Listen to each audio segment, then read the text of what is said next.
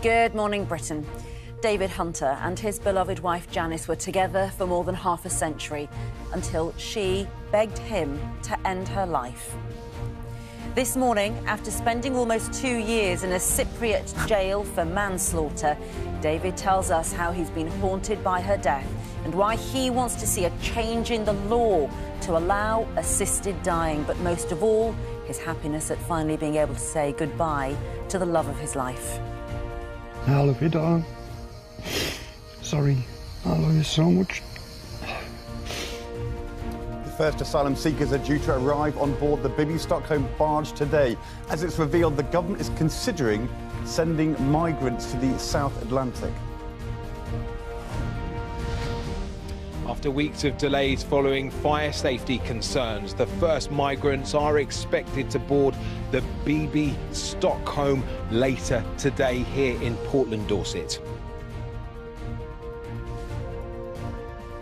And reports today of a new way the government hopes to stop the boats by sending people more than 4,000 miles away to the remote Ascension Island, a potential plan B if the Rwanda policy fails. England expects the Lionesses will be hot favourites when they take on Nigeria this morning in the World Cup.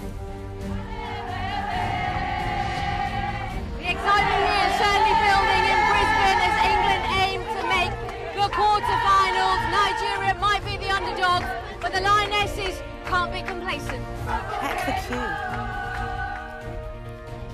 And yes, you are seeing double celebrities wearing double denim. If it's good enough for Ken in Barbie, is it good enough for you? Or is double denim just not worth the trouble? Does it depend on who's wearing it? Send on us your thoughts in double quick time, please. I'm definitely not wearing double denim. Sunshine and showers as we start the new week, but the good news is temperatures look set to rise. Monday, 7th of August, 2023. Live from Television Centre in London. This is Good Morning Britain with Ranvir Singh and Ed Balls.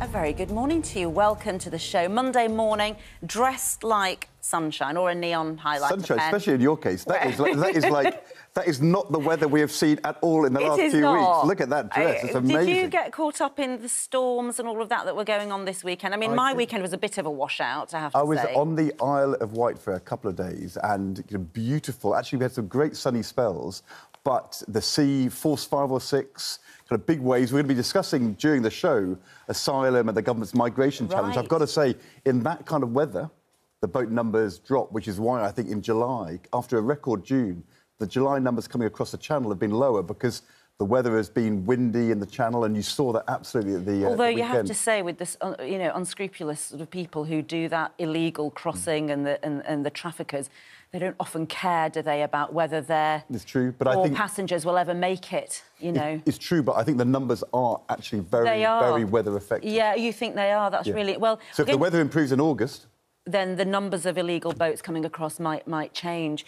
Yeah, we're going to be talking about that, aren't we, quite a bit in the show today. And also getting the weather from Ruth. Yes, Ruth is here, Ruth Dodsworth. Now, you have been... Welcome to the show, by the way. Thank you, sir. You were on the show, I think, presenting the weather. Was it? Do you know, it was December. Last time I was here, there were Christmas trees everywhere, but who needs Christmas trees? It's still festive, isn't it? Yes, you're a two-season presenter, so you come in the winter and now... That's why Ruth is back. That's why you're back. It felt like it's been winter for the last 3 weeks. Forget Des, forget Alex, forget Laura. Ruth is your woman today. Well, I tell you what, when you see the forecast, you'll understand why. Return to maybe something slightly more summery this week. Good. Really? That's what we want to hear. It's about time, isn't it? Absolutely. That is what we want to hear. We're looking forward to hearing more from you. We are also going to be talking about what is our top story this morning, about the question of a very serious topic about assisted dying. It's never an easy topic, and particularly when there's a very, very emotional story, as we're going to hear this morning. And as a previous lawmaker, it's an incredibly difficult area of British... Of course, it's illegal, isn't it?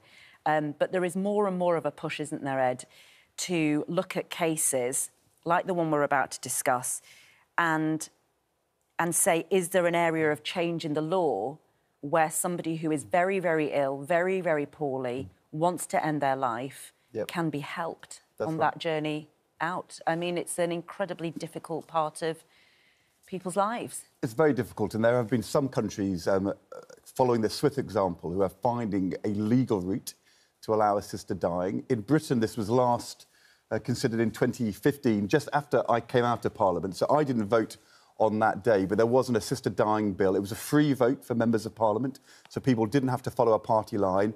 It was heavily defeated in the House of Commons. Interestingly, the Labour leader, Keir Starmer, he wasn't the leader then, but he was an ex-director of public prosecutions. He did vote for changing the law, but the Prime Minister at the time, David Cameron, said there were huge risks and dangers in this. He voted against. If I'd been in Parliament then, I would have voted against, because I think finding a legal way to allow this to happen, not in the most cases where you could think, well, maybe it would be OK, but in the dangerous cases where there could be abuse, it's very hard to find a legal solution. But that's what we're going to be discussing today, because clearly in the case of David Hunter, the judge in Cyprus concluded, while he was convicted, he's out of prison because he served 2 years, because the judge said this was an exceptional case where, on the grounds of humanity and love, that's how we acted. Well, and it is an extraordinary story. And this morning, in an exclusive interview with us, the 76-year-old British man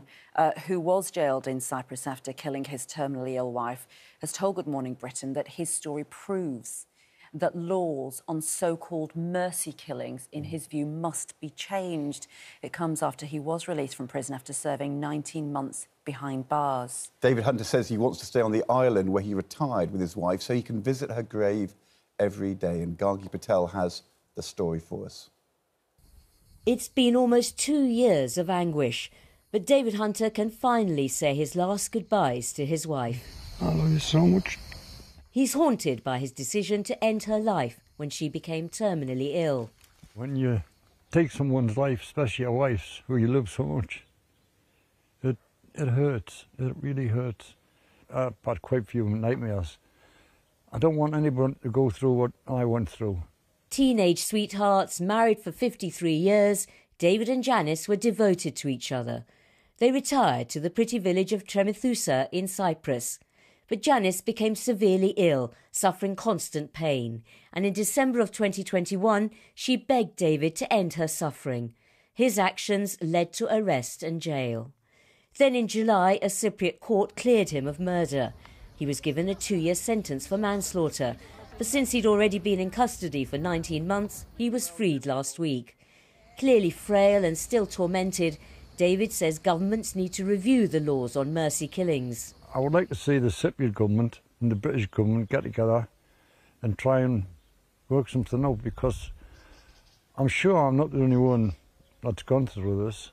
Well, this case really shows us how difficult things can get when there's no legalised euthanasia. David was put in one of the most difficult positions anyone can be put in, you know, seeing a loved one in such terrible pain and having to make a decision about what to do. David's had support from his neighbours who've welcomed him back. My darling. Oh, it's lovely to see you. Can I see the dogs? Yes. Hey, honey, come on. That's a good girl. And he's visited the home which holds such painful memories. But he's happy to have found a new place in the Cypriot village he and Janice love so much. They're all pleased to see me. I couldn't be more pleased because I'm getting back to live where I wanted to be. I'm 200 metres from my wife's grave, and it's absolutely beautiful view for her. It's where she wanted to be. Gargi Patel, Good Morning Britain.